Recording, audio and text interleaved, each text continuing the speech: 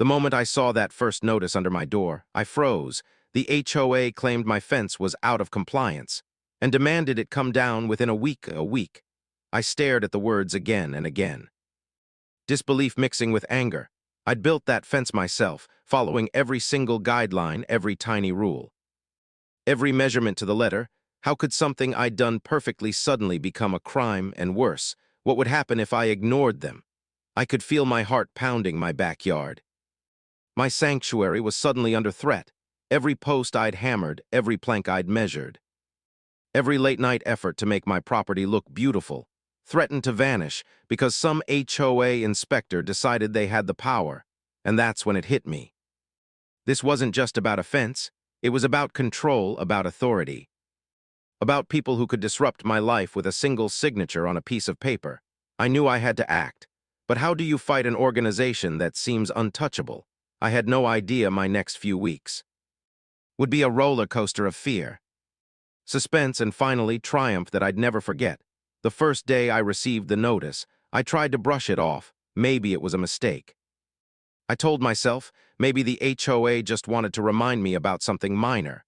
But then I read it again, carefully this time. They were threatening legal action if the fence wasn't removed by the end of the week. I looked around my backyard. At every plank, every post, every nail I had carefully placed. Nothing had changed, nothing was out of place. And yet suddenly it all felt fragile. My home, my property, suddenly seemed like it wasn't entirely mine anymore. The realization was chilling. Even when you do everything right, there are forces that can make you feel powerless. That evening, I couldn't sleep. Every sound outside made me jump. Was that a neighbor watching me? Was it one of the inspectors returning? Every knock at the door made my stomach churn, the peace I had once felt in. My home was gone, replaced by tension and uncertainty. The next morning, I saw a truck parked down the street, plain, unmarked, but suspicious. Someone was taking pictures. I felt my anxiety spike. What were they documenting? Would these photos be used to support a claim against me? Every small detail of my backyard suddenly felt like evidence in a trial. I hadn't asked to be part of. Neighbors noticed too. Some offered quiet nods of support. Others asked questions I wasn't ready to answer.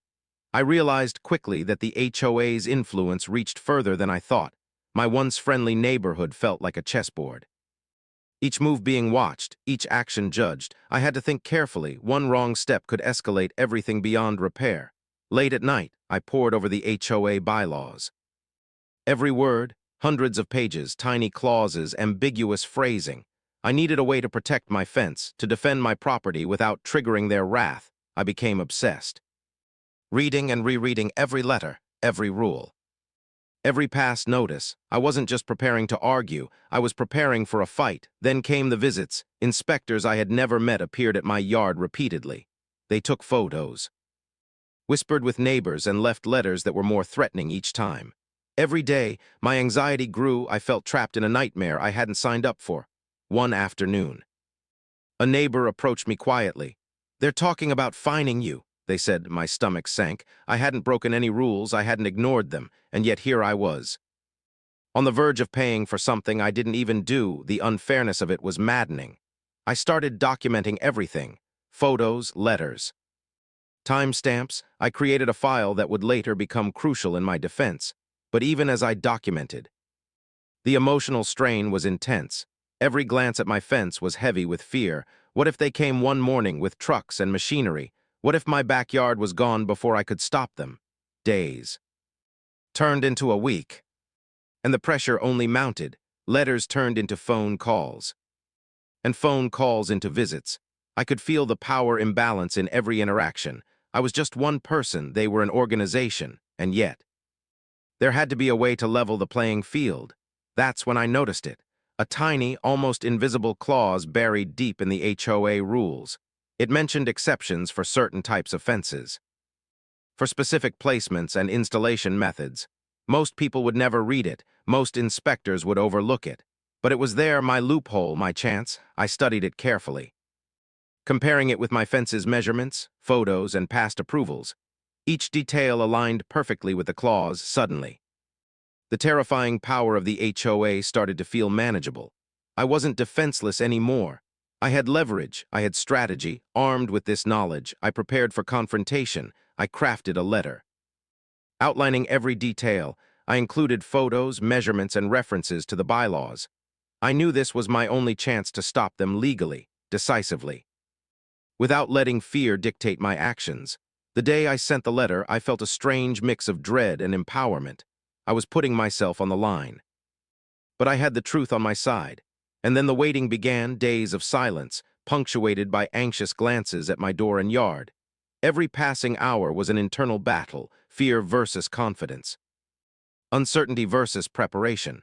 When the HOA finally responded, I could feel the tension in the air. Their letters were less threatening, more cautious. Something had shifted. I realized they had read my argument, and it had unsettled them. I had moved from a passive target to an active player. The confrontation escalated to a board meeting. I walked in calm but resolute. I laid out everything, my evidence. The clause, the photos, the timeline. I spoke clearly, firmly, without aggression. Every word mattered. I could see the expressions on their faces shift. They had underestimated me. And now they realized I wasn't just compliant. I was untouchable after what felt like hours, though it was likely only minutes. They withdrew the threat. No fines, no demolition. My fence was safe. My property remained mine. The relief was overwhelming. But the lesson went deeper than that. I had learned that even when power seems absolute, knowledge, preparation, and courage can change everything. In the weeks that followed, I noticed subtle changes in my neighborhood. The inspectors no longer hovered. The letters stopped. I was left with my backyard, my sanctuary intact, and more importantly, I had regained my confidence. I realized that standing up carefully, strategically, and persistently could protect not just property, but peace of mind. Since that day, I've shared my story with neighbors facing similar pressures. The message is simple. Understand the rules, observe carefully, and act decisively. Don't let fear paralyze you. Authority may feel overwhelming, but it isn't invincible. Your knowledge and preparation are powerful weapons. Looking back, I realize my fence isn't just wood and metal. It's a symbol of resilience, awareness, and the quiet victories that often go unnoticed. It represents the power of preparation, the importance of understanding the systems that govern our lives, and the subtle courage needed to stand firm under pressure.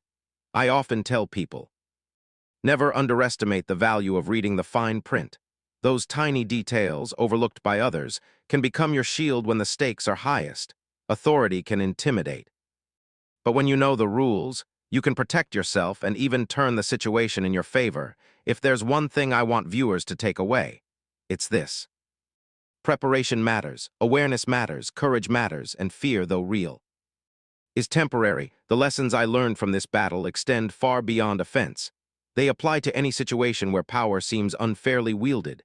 Stand firm, observe, strategize, and never underestimate your ability to turn the tables. So if you're facing pressure from authority, whether it's an HOA, a landlord, or any organization that seems untouchable, take heart. Read every letter, understand every rule, look for the loopholes, document everything. And most importantly, stay calm, focused, and confident, because even when it feels hopeless, careful, strategic action can create outcomes you never thought possible. My fence stands today not just as a barrier, but as a testament. And if you take one lesson from my story, let it be this. Knowledge, preparation, and quiet courage can make the impossible possible.